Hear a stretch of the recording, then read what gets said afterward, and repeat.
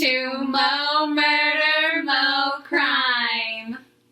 We did it. We did it together. Yeah, it only took 4 times. Yes, finally. You like to talk, so I let you talk. Like to talk. Okay, so we're going to talk about our first kidnapping. Okay. The Missouri Miracle, which is about 2 teenage boys, William Ben Ownby and Shawn Hornbeck, found alive after being taken and held captive by a man named Michael J. Devlin. Okay. Have you heard of this case? A little bit. I've heard of Shawn Hornbeck. I've heard the name. Mm-hmm. And I knew there was another boy, and that's how they found Shawn Hornbeck. Because the other boy was taken. Yeah. So it was a big story in the St. Louis area where I grew up. I remember the day that they found him. I was at a sophomore in high school. I was decorating for our sophomore dance. I stayed late a Friday night, and I remember a teacher coming in saying, like, they found Shawn Hornbeck and Ben Ownby, blah, blah, blah. It was raining, and it was just very dramatic, and it was just like, okay, wow. It was kind of just a shock, and it was amazing to hear, and it's a very empowering, I think, inspiring story. Yeah. I love that it has its own little title. Yeah. The Missouri Miracle. Yeah. Like, yeah. It's a good title. Good Whoever title. thought of that. Good job. Yes. Good job. Okay, let's get into it. All right. Okay. We have some good news for you and probably some unbelievable news. This was the beginning of Sheriff Gary Tolke of Franklin County proclamation to the public as he continued to announce that they not only found Ben Ownby 4 days after he was taken, but Shawn Hornbeck, who had been missing for over 4 years. He continued to state that they had a 41-year-old man by the name of Michael Devlin in custody and charged him with the abduction of Ben Ownby on January 12, 2007. 4 days earlier, on Monday, January 8th, it was reported 13-year-old William Ben Ownby was taken after getting off the bus from school in Beaufort, Missouri. Mitchell Holtz, Ownby's 15-year-old neighbor, knew something was wrong when he saw Ben in a beat-up white pickup truck crying and the vehicle speeding away from the bus stop. He contacted authorities, and the description of the pickup truck was so detailed that he noted the missing ball hitch on the back of the truck and the distinct tire treads the truck left as it drove away. So very detailed. Yeah. Did he notice, like, the change in the engine when it... I believe he might have mentioned that. He loved trucks. He had his own truck. He was just obsessed with trucks. And once he saw Ben, like, distressed, he knew something was wrong. And he heard, him over being taken. Yeah. And so he's like, I need to contact the authorities and tell them what's going on. Right. And actually, they thought that Mitchell took Ben because it was so detailed, his description. And the kid's like, no, I didn't take him, but you need to find this truck. He's the one that took Ben. Right, no. I have an obsession with trucks. Yeah. It's my superpower. Yes. Go save the boy. Yeah. That's pretty great. I mean, for a 15-year-old to know all this information is right. amazing. That's pretty good. And due to him giving this description and helping find Ben and Shawn, he was rewarded a truck. Oh. So it was... That's pretty great. It is. He was, I assume, very excited. I mean, what boy wouldn't be excited to get I want a car. I would take a free truck, free car, whatever you want to give me, I will take it. So it goes to show, if you're obsessed with something, you could end up saving lives. Make sure it's a good obsession to have. Something legal. Yes. Trucks. That works. Yes. Save lives. Yes. Huzzah. Okay. On the day of Ownby's abduction, Michael Devlin called into the Emo's Pizzeria in Kirkwood, Missouri, where he was the manager, to say that he was sick and not coming into work that day. The next day, the owner of the pizzeria, Mike Prosperi, grew suspicious when he thought about Devlin's truck matching the truck from the scene where Ben Ownby was taken, and that he took off of work that day. Prosperi reached out to a friend on the Kirkwood police force, where his friend informed him that they would look into it. On January 11th, officers Gary Waxter and Chris Nelson were working on another case when they noticed that there was a white truck that matched the description of the truck on the scene of Ben Ownby's disappearance at the apartment complex. They currently were serving a warrant involving a different matter. At that moment, Devlin came out of his apartment to take out his trash, and the officers approached him and began to ask him questions about his truck in Ownby. Devlin, knowing the officers from them stopping by the emos he works at, soon became nervous and agitated. After talking to Michael Devlin, both officers had uneasy feelings and decided to contact the FBI. That Friday, FBI agents approached Devlin as he was working at the pizzeria and asked him if they could look at his truck. They began to question him in a police car in the parking lot of his work, and after a few hours, he finally admitted to the kidnappings.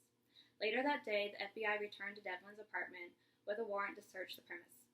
Agents not only found Ownby in Devlin's apartment, but to their shock, another boy who said his name was Shawn Hornbeck. The owner, he contacted his friend at the police station. Yeah, the police station. Right. The Waxter Nelson, they had no clue that he contacted them, so they were just there by happen chance at the apartment complex and spotted this truck. So it was just they were at the right place at the right time. For at the sure. right moment. They were serving a warrant, right? Yes, a warrant. And they're like, hey, that looks like the car that we have the Amber Alert out. Yeah, and they knew Devlin. They go to the Emo's Pizzeria, which is a local chain of pizza that serves St. Louis style pizza, which is a thin crust, square cut pizza, and they have fancy cheese we call Provel that tops it off usually. You might have to, like, when you go see Mom and Dad, bring me like a slice or like a small pizza, just so I can try the St. Louis pizza. Well, I haven't been to Emo's in a really long time, to be honest. Yeah. I prefer a different chain. I haven't been to Emo's in a really long time. But you like their cheese combo. I like, St. Louis cheese. It's not bad cheese. She keeps it here. It's nice. She doesn't like it. I think the cheese is okay. It's just not my forte. What is it? It's a provolone cheddar Swiss mix. It's okay. It's cheese. But anyway, so they knew him because it was a local police spot that they hung out and, talked to him and stuff. And he was a manager, so, he had to kind of know people and, I guess, interact with them. He didn't really interact with people, though. I'm like, you would have to interact if you're a manager, right? He was kind of off-putting in a sense. He was a loner, kept to himself a lot. But what manager do you know of any store, even if it's a food to a retail art, not talkative? He did his job, and I guess he was nice to the customers. There were, some employees are like, we didn't really hang out with him, but because he was a little weird. There was something different about him. What could that difference be? So when the FBI came to his work that Friday, they started interviewing him, and after a few hours, he admitted that, like, yes, I took Ben, and then he said, like, oh, I also have Shawn Hornbeck. And the FBI agents were kind of like, what are you talking about? Like, they didn't believe him, basically. They were just like, no, you don't have him, but are you sure? It's like, wait, no. Yeah, wait. Yeah. Do you? No. Like, why would he? Well, why? Didn't they think he was dead, Shawn Hornbeck? Yeah, 4 years. Yeah. Like, where, most kids unfortunately end up dead if they are kidnapped. Yeah, I think, don't they say within 48 hours if you don't, and that's not just children, that's like any kidnapping. Yeah. If, someone goes missing within 48 hours, or 48 to 72 hours. Mm-hmm. It's very hard. That's why the first, 3 days, 2 days are crucial in finding someone. Mm-hmm. So, both Ben and Shawn were very lucky. Yeah, for sure. Shawn Hornbeck was 11 years old when he was taken by Devlin October 6, 2002 in Richwoods, Missouri. Shawn was riding his bike to a friend's house when Devlin actually hit him with his truck. Hornbeck told investigators that Devlin told him that he was just at the wrong place at the wrong time as he tied him up, him and his bike, in the back of his truck and drove off from the scene. After Shawn was taken, his family and friends tirelessly searched for him over the next few months. His parents, Pam and Craig Acker, spent all their savings to keep searching for Shawn and even created a foundation in his honor, the Shawn Hornbeck Foundation, now the Missouri Valley Search and Rescue Team, which devotes and helps rescue abducted kids. So his parents were, tirelessly looking for him. Mm-hmm. His stepfather, Craig, he loved him as a son. He was planning on adopting Shawn. They both of them went on a TV show and talked to his sidekick, and they said, like, oh, unfortunately, your son is dead. This is what happened, blah, blah, blah, blah. And, it was very discouraging, but that didn't stop him from believing, like, no, my son is out there. He is alive. Mm-hmm. He is a fighter. And fortunately, that came true. Yeah. And happy endings. So. Freaking psychics. You can't trust them. They're cool, in a sense, but you can't trust them. So, yeah. Why would you... You know my stance on psychics. We've talked about this. Yes. We're not going to go in. Okay. While Shawn was held captive, Devlin psychologically, physically, and sexually abused him. Devlin admitted during his trial that he had planned to kill Shawn a month after he had taken him. Devlin drove Shawn back to Washington County, near his home, and took him to a field and began strangling him. Shawn begged and pleaded with Devlin to let him live, and he would do whatever Devlin wanted him to do as long as he stayed alive, and Devlin agreed. In the beginning of his captivity, Devlin tied Shawn up in a locked closet as he went to work during the day. He would then come back during his lunch break to let him out to feed Shawn and have him go to the bathroom. At night, he would tie Shawn to his wrist as they slept together so he wouldn't escape. Devlin admitted that he had pornographic images and video of Shawn, that he would take Shawn across state lines to engage in various sex acts. Details of the abuse that Shawn went through were so horrific and graphic that most media outlets wouldn't release them. I mean, just talking about this much makes me very upset and wanting to cry. So you can just only imagine the abuse and the torture. Yeah. The psychological, like everything that boy went through. I mean, that's a strong boy. For 4 years. He was determined to get home, and he unfortunately said he would do anything. And like I said, unfortunately, it was abuse. Over the years, Devlin began to trust Shawn. He stopped locking him up during the day while he was at work and tying him up at night. Shawn eventually made friends that also lived in the same apartment complex. He would hang out outside and ride around the neighborhood on his bike or skateboard unsupervised. Many neighbors assumed they were father and son, and Devlin would indicate that Shawn was his son or God's son, and vice versa to neighbors. Shawn also was given a cell phone and had access to a computer. There were a few occasions where Shawn sent messages on the message board of the Shawn Hornbeck Foundation, asking if they would ever stop trying to find their son.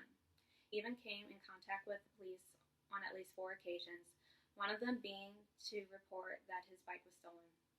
Even though Shawn was provided many opportunities to be rescued, Devlin's threat of killing Shawn and his family if he would ever run away or disobey him caused Shawn to stay with Devlin and not reach out for help. The amount of psychological that he was putting on Shawn to make him not say when he's in contact with the police that I'm Shawn Hornbeck and I've been kidnapped. Yeah. Like that's mind-boggling. It's scary, like a person having that control over someone, and you're in a horrible situation. Yeah. And Devlin, he owned guns, and so he would threaten, say, like, I will shoot you, I will shoot your family, if you ever disobey me, run away. Oh, God. After Shawn was rescued, he went on the Oprah Winfrey Show and did an interview with him and his parents, and Oprah mentioned the message board incident, and his dad was like, I recall that, it says Shawn, it was interesting to read. He had a strange feeling that, like, is this Shawn? Like, is this our Shawn kind of sense? Right. There was a 48-hour special, I believe, on Shawn Hornbeck and what happened to him. And he was at his friend's house while he was still under Devlin's captivity at the apartment complex. And he was at his friend's apartment, and the story about Shawn Hornbeck came up. And his 11-year-old picture was on the screen, and his friend and the friend's family was like, that kind of looks like you. Is that you? But wait, the parents were in the room too when they saw the episode, and they didn't call the police and be like, hey, this kid looks a lot like this kid. No. Shawn was at him like, no, that's not me. That's not me. I Like, still would have done it. I mean, if he said it's not him, like, they believed him, so I guess they didn't want to get involved. I don't know. I wasn't there. So. Obviously. I wasn't there. I would have called him. Actually, I probably wouldn't have. I feel like I would have called. I mean, you don't know what you're going to do in that situation. Me, when a boy's like, oh, that's not me. If I had suspicions, I would be like, I think it might be him. I think just in case, I'm gonna call. I mean, if I was suspicious, probably yeah. But if most people are, if they're adamant, it's just like, okay, yeah, it's not you. It can't be you. We can't know a kidnapped child. It's kind of just disbelief. I guess. And I guess, like, how many years was it apart? Like, from the 11-year-old picture that they had of him to... He was found 15. At 15. So probably when he was like 13 or 14. Your age is a bit different. I mean, he grew out his hair. He had more, like, I know he had lip piercings. Like, he looked different. Like, he grew up. He, puberty. Puberty. Yeah, so. Well, it's like you look different, I suppose, when you're 11 to 15. I mean, there's some changes. Growing, Yeah. You lose some baby puppy fat. As Shawn grew older, Devlin started to become uninterested with him and decided to take another boy. Michael Devlin took Shawn with him to kidnap Ben Ownby and told him that he would be an accomplice to the crime, continuing his control he had over the teenage boy. Once Ben was in the car, Shawn began to comfort the scared, upset boy. Shawn continued to take care of and protect Ben from Devlin's torture and abuse during the next 4 days of his captivity. Devlin informed Shawn that after a few days he planned on killing Ben, and Shawn tried his best to prevent that from happening. Due to Shawn's actions of protecting Ben, authorities considered him a hero. I mean, Shawn's a hero. I mean, for sure. It was brave of him to just, stand up to his captor, be like, you can't do this. I mean, we weren't there. What happened? No one was there. Except for those three. Yes. But I assume, if anything, maybe Ben wasn't really sexually abused. Okay. He, being kidnapped's traumatizing enough. Yeah, and he's young. He was 13. He was 13, yeah. I would assume maybe Ben got abused somehow. I don't know how. I know,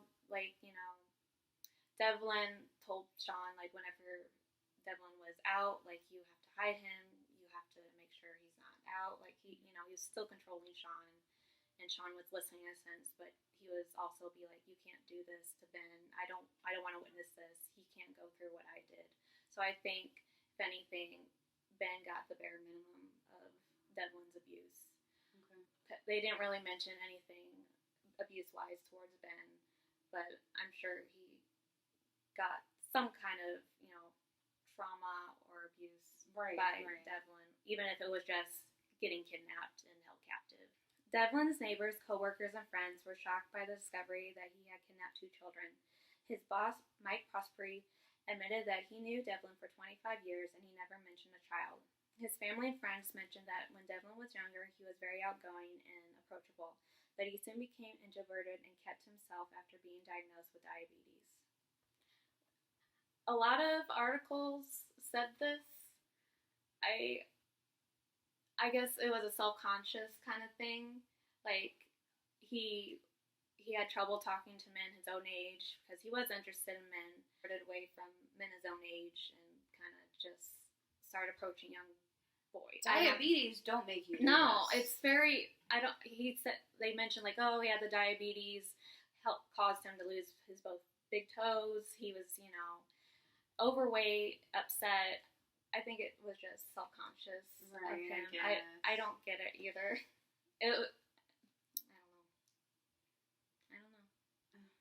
It's just interesting, it's just a drastic change. He was obviously unhappy, in a sense, with himself. Well, I mean, diabetes can cause neuropathy. It can cause, eyesight loss. And, it can cause a bunch of body issues. Yeah. For sure, mental and physical. But this is not an issue. Diabetes does not make you a pedophile. No.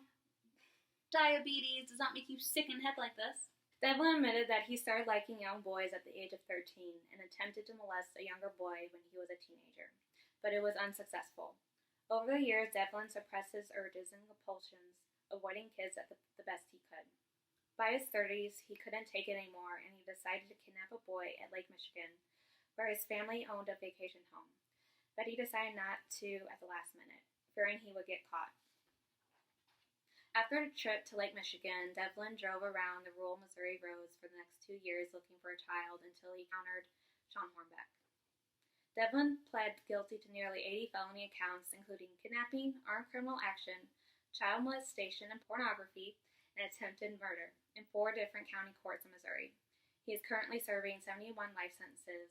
Investigators believe that he may be involved with at least 5 other disappearances of young boys, but Devlin told them that he had only taken Shawn and Ben and no one else. A few months ago, a man in his 30s, he mentioned he was from Ontario, Canada.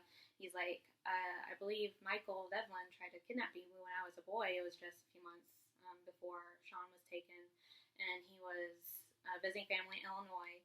And Michael Devlin, he had a 60-mile radius of, scoping out boys to see who he wanted to take. Who I can take at this moment. Yeah, and so I mean that makes sense because Illinois is right next to St. Louis. It's across the river. Mm-hmm. So yeah, he would go over to Illinois and look, around basically. And so the man from Ontario was like, "Yeah, I was walking on the side of the road from a video store, and he drove up to me in a truck, and he started talking to me, and he's just like, I ran away. I knew something was wrong, kind of thing." So the other disappearances, they believe there are 2 in Illinois, 2 in Missouri, and 1 in Lake Michigan area.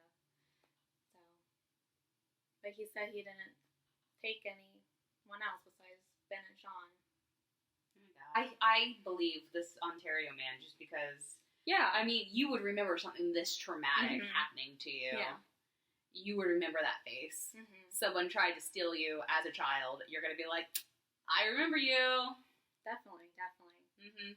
So while Devlin was in prison, the FBI visited him, and he was kind of like, what took you so long? Because expecting to be interviewed kind of thing. Because his case, his psyche, they wanted to interact with him because it was kind of abnormal in a sense. Because most pedophiles, they don't hold back their urges as far. He said he held back his urges and compulsions as far. Did he? As far as we know, he did. Count looking at pornography and child pornography as being pedophile. Yes, I would agree. So that's not holding back. True. I mean, it was privacy of your own home, but it's still not holding back. You're getting that's first off illegal. Don't have that shit. People go. That is disgusting. People go into jail for that. Exactly. He wasn't abused as a child. Nothing bad happened to him. He had a normal childhood.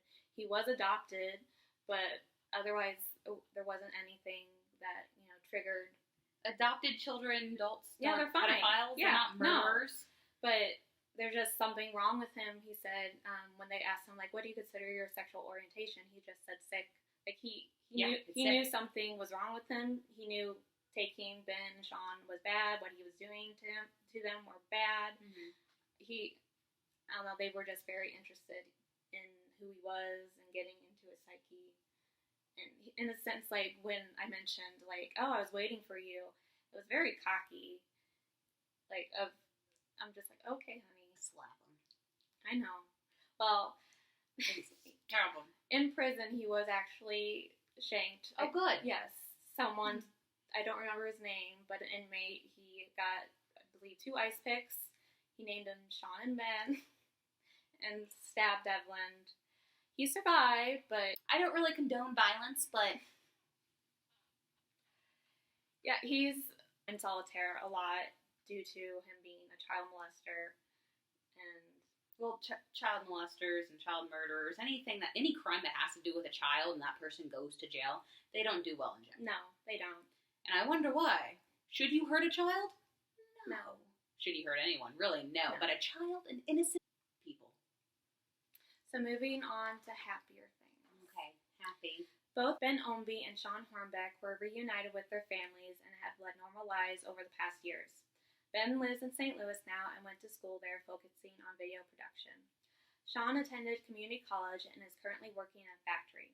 Over the years, Shawn has given advice to kidnapping victims, including J.C. Dugard and the 3 Cleveland kidnapping survivors and their families on what they can do to help transition to a normal life after their abduction and captivity. He has even gone on ride-alongs to assist police officers. Shawn plans on going back to school to either work in criminal law or psychology so he can help victims and children that have experienced the same that he did as a kidnapped child, who now lives a normal, happy life. That is happy ending. I do like that. Yeah. It took, obviously, Shawn longer than Ben to get acclimated to normal life. Only really 4 days. 4 days. I mean, traumatic. I mean, you know, whatever happened in that time, heartbreaking. Yeah. But he did not have the extensive, 4 days, 4 years. Mm-hmm.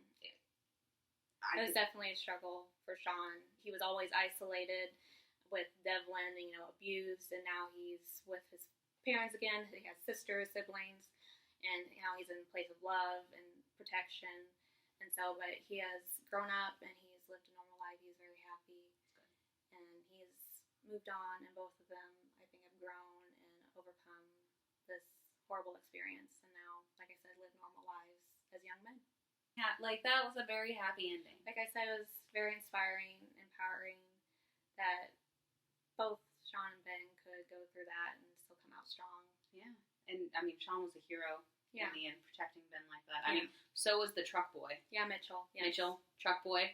Mm-hmm. Great superhero name. Truck boy. Both 15 years old and, you know, showing that strength at a young age and courage in a sense. I mean, most people, you know, they don't. I feel like Mitchell, like, should I call? Like, and he did. And he did. And good job, Mitch. Yes. Good job. Good job. Good job. Truck boy. Truck boy. Great. I like it when it has a happy ending. I feel like most of our stories don't really have happy endings. It's either unsolved, which a little or death. Yeah, I definitely like to know what happened. And it's nice to hear a happy ending to a case. So, yeah, that's it. Well, thank you for sharing. Thank you for listening. Yeah. Thank you, guys. Well, thank you for watching. We hope you enjoy. Thanks, guys. See you next week.